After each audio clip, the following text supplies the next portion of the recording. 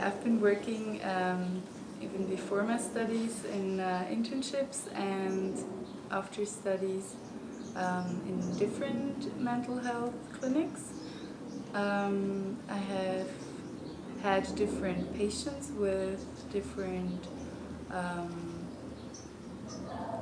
challenges and different resources. Everyone has areas which they need improvement, so it's good to set goals on those, but to focus on your strengths and keep going. So it motivates you that you focus on what you already can do and enhance that.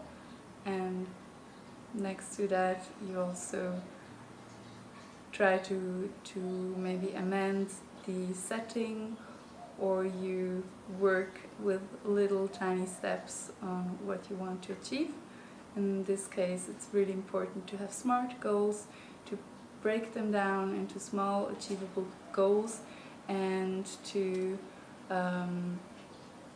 achieve one after the next. And there will be some place where you feel stuck, or oh no, I didn't make it, and you feel like it's like you're proving to yourself that you can't do it or that you're not worth it. But especially that's why it's crucial to have small goals, to have achievable goals, and to get continuous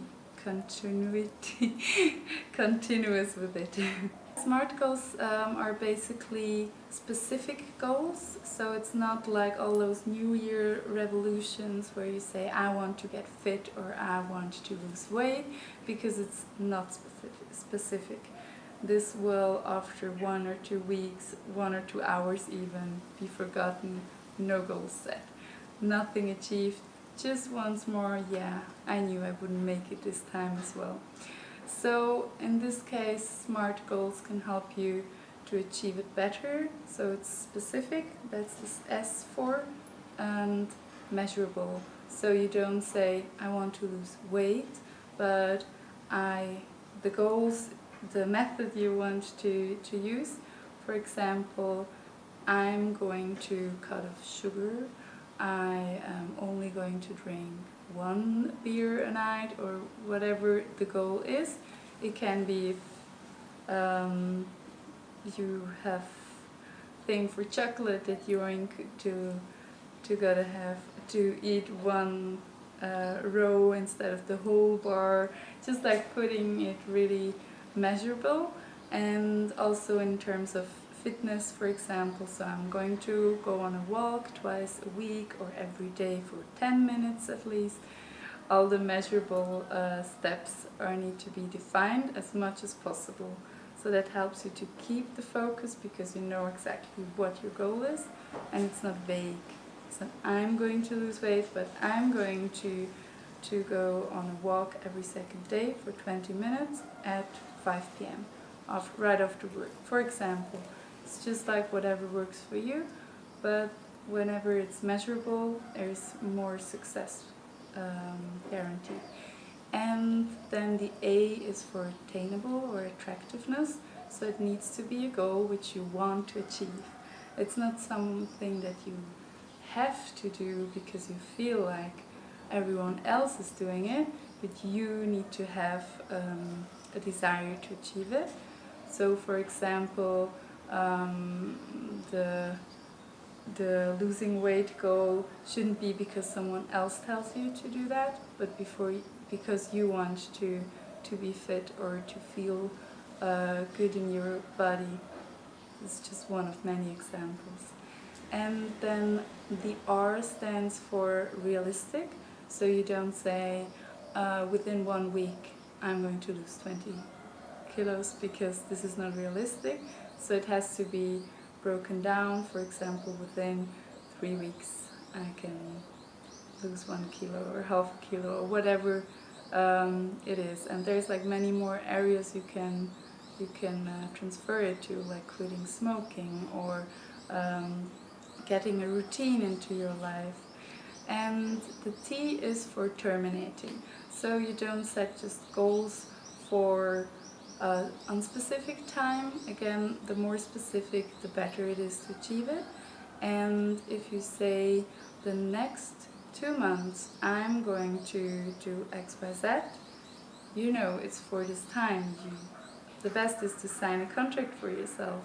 Let someone else sign it. Let someone else be part of it, and ask if you're continuous, because changing your habits is like the very hard thing, because you're used to it and there was some effect to it, but it does take a lot of time and patience to achieve that. But if you achieve it, you're just going to feel enabled, empowered, and you know you can set other goals, more goals, different goals, and this is like to keep you going. So for example, people who want to run a marathon shouldn't just decide one evening and then just run 20 kilometers for the next morning. They be exhausted, they will have sore muscles, they will never get up at 5 a.m. in the morning anymore. So it's consistency is key, and specific goals are key. So to recap, S stands for specific, M stands for measurable, A for attainable and attractive, R for realistic, and T for terminable. So the setting of the goals is always good, maybe to ask someone, some of your friends or a professional, because oftentimes you want to change something and you put too many goals, you overdo yourself, you don't put realistic ones. So it's always good to check with someone outside of your brain if this is the SMART criteria, so that you won't have a frustrative experience out of it, but so that you will have the most positive effects. And it's always good to focus during a short time. So I wouldn't recommend setting goals for the end of the year to be achieved, neither for one day, but maybe for 2-3 months, half a year. This is psychologically better than overwhelming yourself, like, oh my gosh, I'm struggling with that change so much, but I have to keep this going for another year or for another 10 months. This is just feeling overwhelming. So in general, with everyone, every person, it's always good to break the goals down and to have someone look after if it's SMART, so if it's specific, measurable, attainable, attractive, realistic, and terminable. And to find goals is also very important, that you can reflect on yourself, on your behavior, and mostly you want to change what doesn't serve you anymore. Maybe there's habits. You can be addicted to alcohol or tobacco, to sugar even, to other drug substances, or to bad behavior, to bad thoughts. So all that, what you feel you're most confronted in your everyday life, this is where you want to set your goals. And it might need someone to help you with that, and also to check on you. So like an accountability buddy or a professional.